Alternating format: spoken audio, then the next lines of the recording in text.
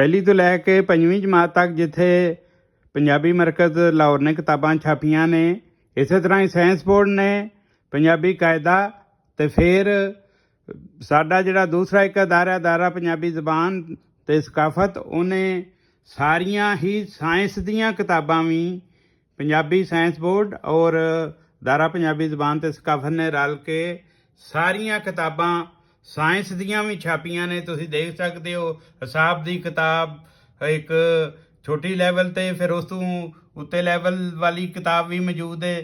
ਫਿਰ ਅਗਰ ਤੁਸੀਂ ਕੰਪਿਊਟਰ ਪੜ੍ਹਨਾ ਚਾਹੁੰਦੇ ਹੋ ਉਹ ਵੀ ਮੌਜੂਦ ਹੈ, ਕਿਉਂਕਿ ਪ੍ਰਾਇਮਰੀ ਅਤੇ ਫਿਰ ਹਾਈ ਸਕੂਲਾਂ ਵਿੱਚ ਕੰਪਿਊਟਰ ਵੀ ਪੜ੍ਹਾਇਆ ਜਾਂਦਾ। ਫਿਜ਼ਿਕਸ ਦੀ ਕਿਤਾਬਾਂ ਮੌਜੂਦ ਨੇ, ਬਾਇਓਲੋਜੀ ਪੜ੍ਹਨਾ ਚਾਹੁੰਦੇ ਹੋ ਮੌਜੂਦ ਹੈ, ਕੈਮਿਸਟਰੀ, ਇਹ ਸਾਰੀਆਂ ਹੀ ਕਿਤਾਬਾਂ ਪੰਜਾਬੀ ਦੇ ਵਿੱਚ ਨੇ। ਇਸੇ ਤਰ੍ਹਾਂ ਹੀ ਜਿਹੜਾ ਛੋਟੀ ਕਲਾਸ ਤੋਂ ਹੀ ਸਾਇੰਸ ਸ਼ੁਰੂ ਹੋ ਜਾਂਦੀ ਹੈ, ਸਾਇੰਸ ਦੀ ਕਿਤਾਬ ਮੌਜੂਦ ਹੈ।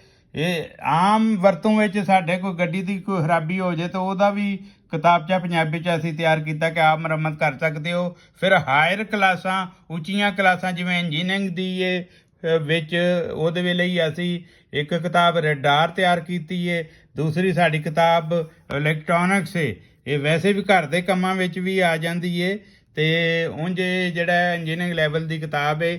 ਫਿਰ ਇਸ ਸਾਇੰਸ ਸਬਜੈਕਟ ਨੂੰ ਸਮਝਣ ਲਈ ਉਹਦੀ ਜਿਹੜੀ ਲਫ਼ਜ਼ਾਲੀ ਜਾਂ ਟਰਮਨਾਲੋਜੀ ਹੈ ਉਹਦੀ ਵੀ, ਫਿਜ਼ਿਕਸ ਦੀ ਤਕਨੀਕੀ ਲਫ਼ਜ਼ਾਲੀ ਇਹ ਕਿਤਾਬ ਮੌਜੂਦ ਹੈ। ਯਾਨੀ ਸਾਡੇ ਕੋਲ ਦੋਨੋਂ ਆਪਸ਼ਨ ਹੁਣ ਮੌਜੂਦ ਨੇ। ਪੰਜਾਬੀ ਨੂੰ ਇੱਕ ਲਾਜ਼ਮੀ ਮਜ਼ਮੂਨ ਦੀ ਹੈਸੀਅਤ ਨਾਲ ਪੜ੍ਹਾਉਣਾ ਚਾਹੇ ਕੋਈ ਤਾਂ ਉਹ ਵੀ ਪੜ੍ਹਾ ਸਕਦਾ ਹੈ, ਅਤੇ ਜੇ ਪੰਜਾਬੀ ਨੂੰ ਐਜ਼ ਏ ਮੀਡੀਅਮ ਹਰ ਚੀਜ਼ ਪੰਜਾਬੀ ਪੜ੍ਹਾਉਣਾ ਚਾਹੁੰਦਾ ਤਾਂ ਉਹ ਵੀ ਸਾਡੇ ਕੋਲ ਹਾਜ਼ਰ ਹੈ। ਬਹੁਤ ਸ਼ੁਕਰੀਆ। ਇਲਿਆਸ ਘੁੰਮਣ ਵੱਲੋਂ ਬਹੁਤ ਸਲਾਮ।